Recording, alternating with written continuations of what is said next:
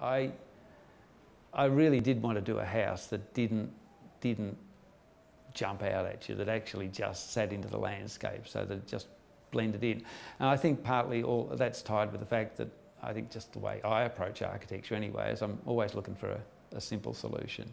I mean, it doesn't have to be this simple, but even if it's got form, it tends to be very simple. It's not complex and complicated, which probably says something more about my brain than than anything else.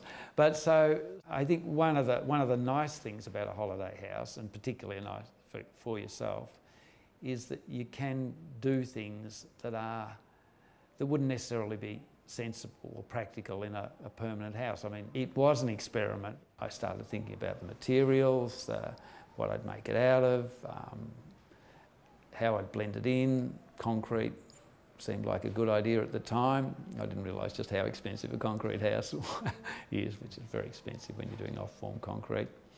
It turned out that there was a concrete plant 2 kilometres up the road, but I didn't know that at the time. Nothing as intelligent as that. I found that out later, so that was coincidentally, that was quite good. Trying to build it into the landscape, the dunes just came up to the edge of the house on the western side, and they'd pretty well stopped before the house began. So what I did is I set it at the right height so that I could actually push the dunes, collect the topsoil that was from here, push the dunes into the side of the house so that way it looked like it just sort of naturally slid out of the house. There's some great rocks out the front beach there that are all black basalt rocks. So I thought pigmented concrete, black pigmented concrete would be good rather than that sort of ordinary concrete that tends to go a dirty sort of yellow colour. Black's a great or dark grey's a great colour for camouflage, to sort of just blends into the background, you just don't notice it. Stick a bit of grass on the roof and no problem.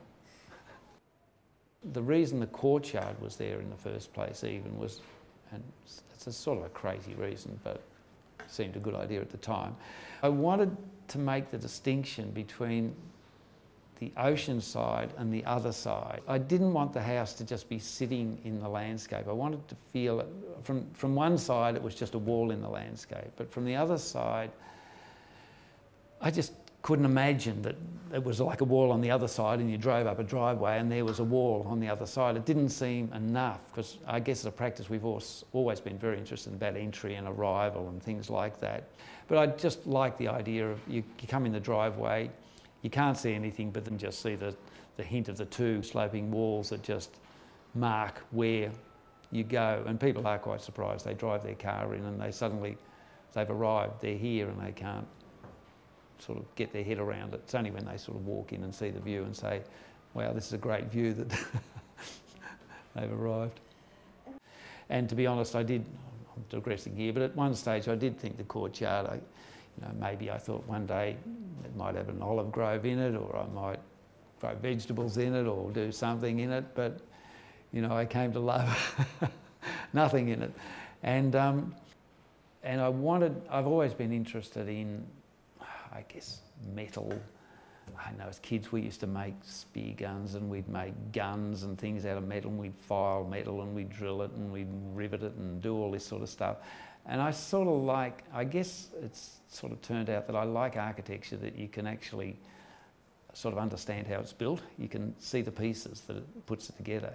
So I wanted to use sort of just a really simple palette, just the concrete and then sheets of galvanised hot dip steel, and it's as though you bring them in, you bolt them together, you assemble the things.